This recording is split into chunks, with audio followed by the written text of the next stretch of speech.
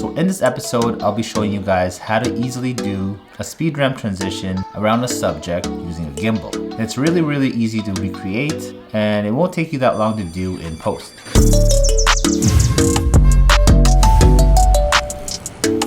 If you guys want to see more of this type of content, make sure to like, subscribe, and hit the bell notification button so that whenever I post a new video like this one here, you guys will be notified. It's recording? Yeah. Right here. So like I said, this is going to be a really easy one. So let's get right to it.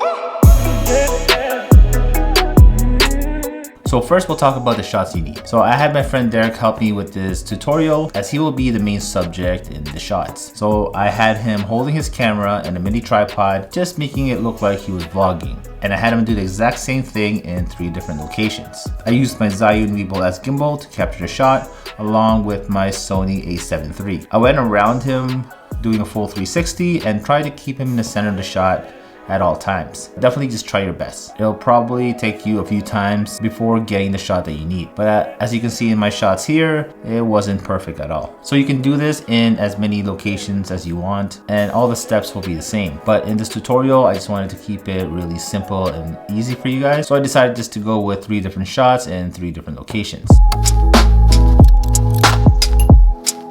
So now let's put all these clips together in post. So what I did was I favorited all the clips that I wanted to use in the tutorial, but what you'll need to do is just make sure that the end of the first clip is similar to the beginning of the second clip. This just means that your subject needs to be in the same spot. Once you have all 3 clips on the timeline, drag the middle one on top of the first one, but only have a frame or 2 of it at the very end.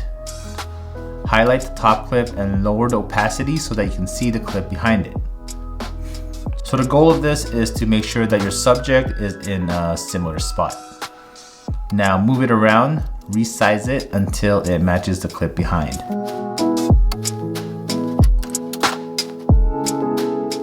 And once you are done, drag that clip back to the middle spot and change the opacity back to 100%. So now it should match in terms of subject placement. Now we want to add some speed ramping. Press R on your keyboard and highlight the part that you want to speed up at the end of your first clip. Click on the retiming options tab and then choose fast and 8 times.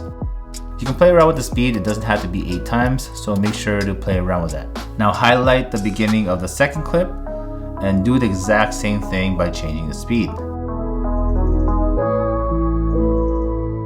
Now you will have to match the second clip and the third clip. Now drag the third clip on top, like how we did earlier with the first 2. Change the opacity of the top clip, and then play around with the placement and scale until it matches the clip behind it.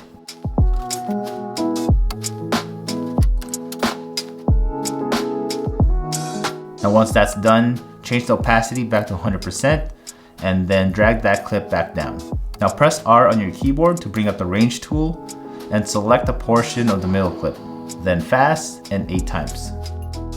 And now do it again for the beginning of the last clip. Fast and 8 times. So I'm going to add some motion blur in between each clip just to add some motion and movement during the transition portion. You can get this free motion blur plugin from Ryan Nangle. I'll leave a link to that in the description down below, so make sure to go check that out.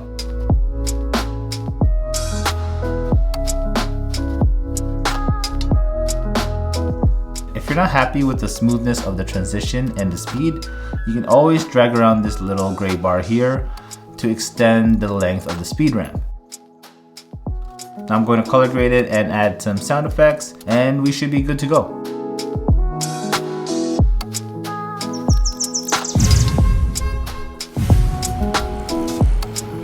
Thanks for watching, guys. Make sure to leave a comment in the comment section down below and let me know what type of videos you guys want to see in the future. I'll see you guys in the next one.